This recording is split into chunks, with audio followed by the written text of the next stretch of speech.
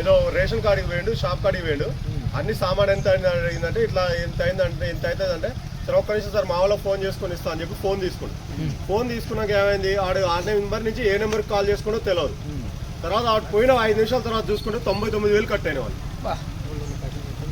తెలిసి కూడా ఫోన్పే ఉన్న నెంబర్ నుంచి ఎవరికైనా సరే ఫోన్పేకి బ్యాంక్ లింక్ ఉన్న నెంబర్ ఏదైనా సరే వాళ్ళకి ఇవ్వకండి. ఏది ఉంటే ఒకవేళ మీరు ఇవ్వాలి అనుకుంటే వేరే నెంబర్ ఏదైతే ఉంటుందో మనిషికి ఖచ్చితంగా 2 నెంబర్లు వేయాలి.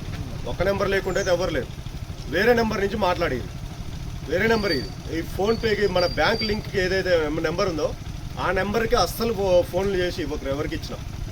మొన్న అనుకోకుండా పిల్లవాడు సామాను తీసుకుందామని వచ్చిండు, ఒక్క ఫోన్ చేసుకొని ఇస్తానా మా వాళ్ళకి ఇట్లా డబ్బులు పంపి చెప్తా ఫోన్ చేసుకోను. వాడు ఫోన్ చేసుకొని వెళ్ళిపోయింది, మళ్ళీ వస్తా అన్నాను వెళ్ళిపోయింది. వాడు వెళ్ళిపోయిన 2 నిమిషాలు 99,000 కట్టాను మన అకౌంట్.